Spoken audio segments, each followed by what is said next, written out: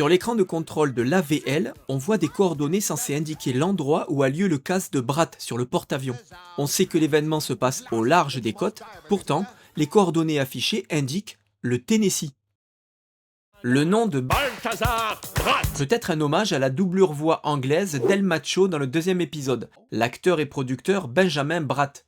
Mais le nom est également un parfait jeu de mots avec le mot anglais brat, qui veut dire sale gosse. Je suis un vilain garçon. Ce jeu de mots est d'ailleurs aussi fait avec Bart Simpson dans la série éponyme. Lorsque Clive le robot éjecte une cassette pour la retourner dans le lecteur, on voit qu'il la réinsère avec les bandes du mauvais côté. La cassette deviendrait normalement illisible. On note au passage la référence à la compilation sur cassette dont a aussi besoin Star-Lord dans les Gardiens de la Galaxie pour lui donner le rythme durant ses aventures.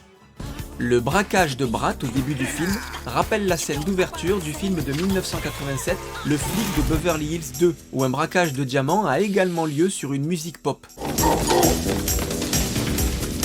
Lorsque Gru et Lucy sont en sous-marin, tu as sûrement remarqué ce clin d'œil qui est fait à Nemo et son fils. Nemo en perd d'ailleurs une nageoire.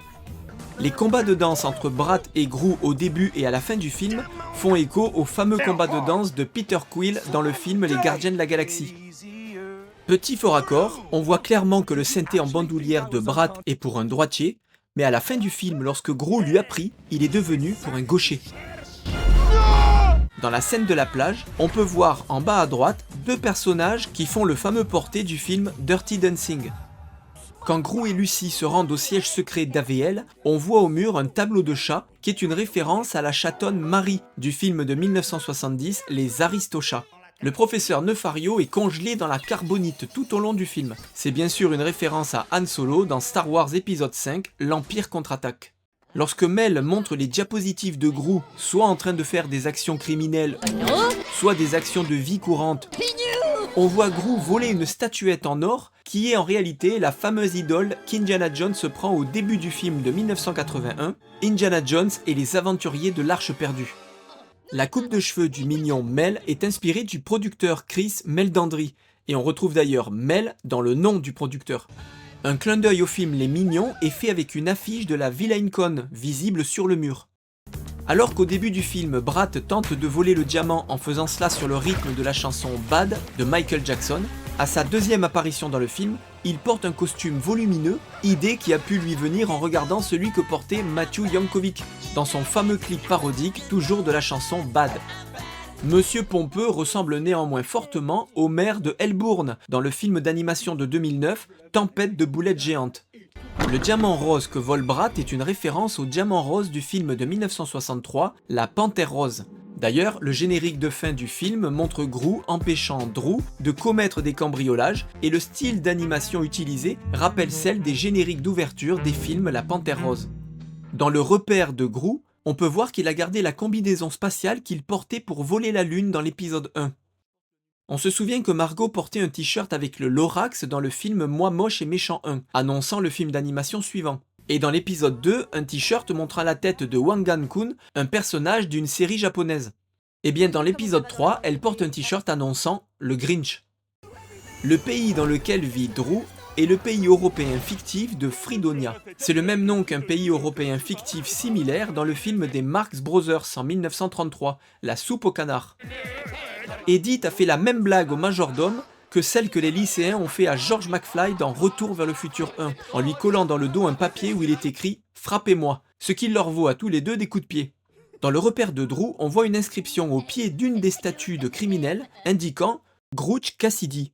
C'est une référence au bandit braqueur de banque du 19e siècle, Butch Cassidy.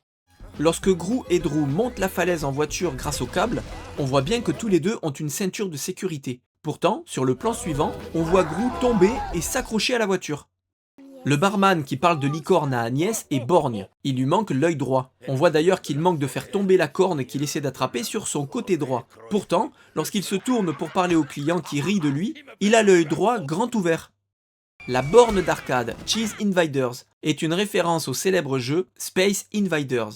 Quand les mignons courent vers le studio de cinéma, on voit une affiche Oignon, parodiant les mignons. On la reverra vers la fin du film, après que Gru a fait s'envoler dans les airs Brat, elle réapparaît en arrière-plan.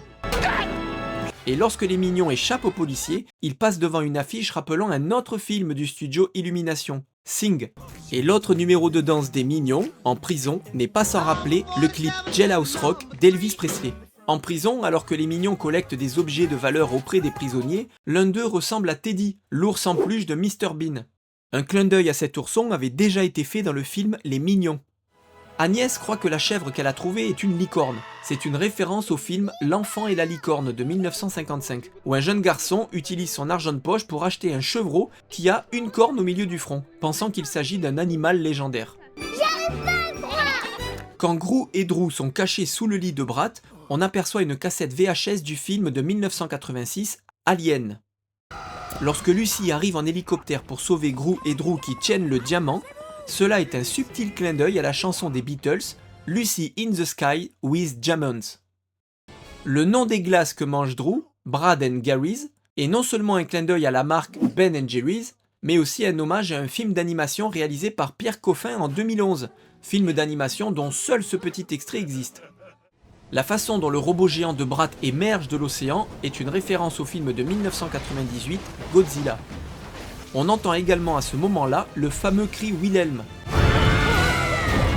Brat cite la célèbre réplique d'Hannibal Smith. J'adore quand un plan se déroule sans accroc. Dans la série de 1983, L'Agence Touriste.